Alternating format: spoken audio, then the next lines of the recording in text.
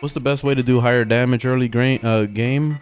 Yeah, it is good modding, but you have to know what you're doing, obviously. To start off with weapons, you're going to be aiming for 4 mods in particular. First thing you're going to look for is a mod that increases your outgoing damage. As you can see, this one is giving you 90% damage to shotguns.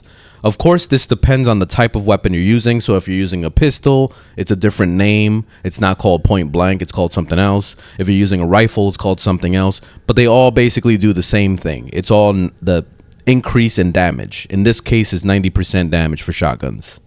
Your second mod is going to be something like Hell's Chamber here. It increases your multi-shot. This makes it so that every time you shoot a bullet, it shoots multiple bullets at the same time. Which this is where like prime mods come into play. Let's say like, for example, this point blank that I showed you. Prime point blank gives you almost double the damage of the regular one. So that's why eventually it's nice to upgrade to prime and upgrade to these galvanized mods. But when you're first starting, the regular point blank is going to be just fine for the beginning. And as you get into Steel Path and start doing endgame stuff, that's when you want to upgrade to the primes. One of the most sought out effects in this game with weapons is viral damage. And to create that, you're going to need 2 mods. You're going to need Toxin and you're going to need Cold Damage.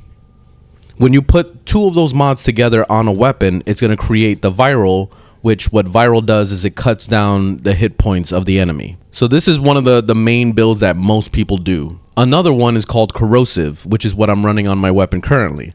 So this is Toxin plus Electricity.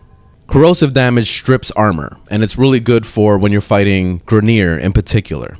But overall, viral is usually the sought out thing because it's easier to use on pretty much every single enemy type. So it makes it very easy to just kind of slap on and not worry about. You're going to have to chase 3 mods in particular. It's going to be Intensify. That gives you some strength. Transient Fortitude is another one. That one gives you minus duration in the process of that. So you have to be careful with that. But that's how you get a majority of your damage right there without having like 2 huge negative effects. So it's good. And then to really amp it up, you get Blind Rage. But that sacrifices your efficiency. So when you cast your abilities, it's going to cost a shit ton. And if you don't have the right build, it's not going to work out for you. You're going to be struggling trying to cast your abilities.